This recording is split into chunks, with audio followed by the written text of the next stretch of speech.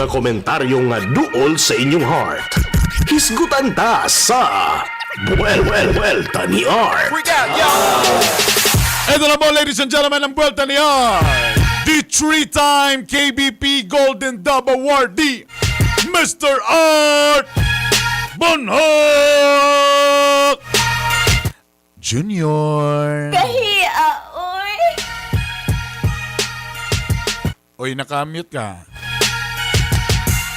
Basta mga junior! Dahil Kahiya, oy.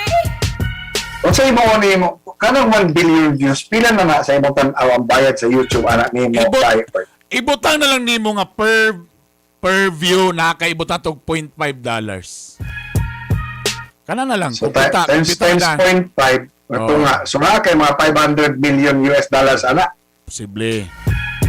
Ano? Iyan na lang pag average para medyo mga ganahan ka. Tay convert mo peso kung para diri sa Pilipinas. Yeah, 500 million times 50. Ano? I-burn, ipa-viral na imong YouTube para makahatag ng ayuda sa katawhan. Mga kagahe, grabe ang hulga sa mga medical frontliners karong panahon na. Kaya ang COVID cases sa Dakbayan, sa Cagayan, grabing pagsaka.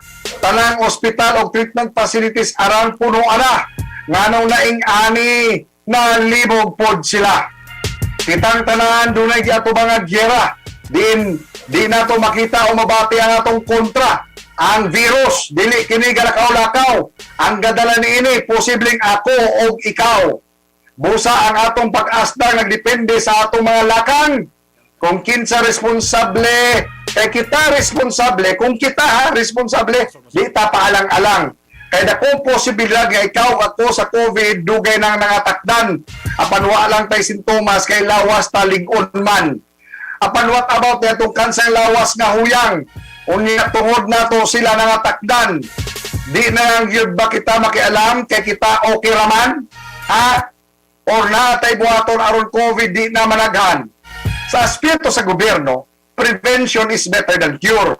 Pahugtan ang basta na lamang pagpanggawas sa mga tao aron lang ilang kaluwasan, very sure. Maubitaw na nga nanawagan ni sa atong programa nga seryosohon ang paghatag sa mga ayuda.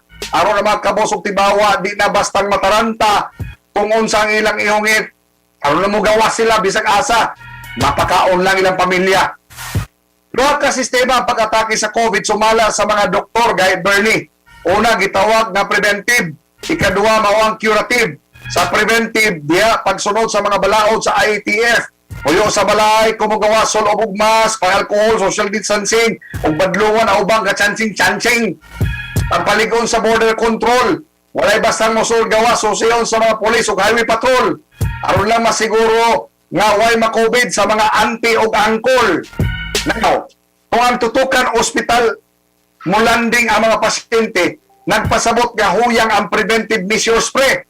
Kay bisan pag unsaon yung sigig tukod ng mga ospital, unya ang imong medical workers grabing nang halhal, kay COVID cases siging walwal, pakyas ang atong ago taliwa sa mga bago. Suma sa mga doktor kung sa ospital daw ang landing, palpak ang preventing. Gawas lamang kung ang pagtukod sa mga ospital o treatment facilities ang ginatutukan ninyo, kay naa daw diha ang mga milagro.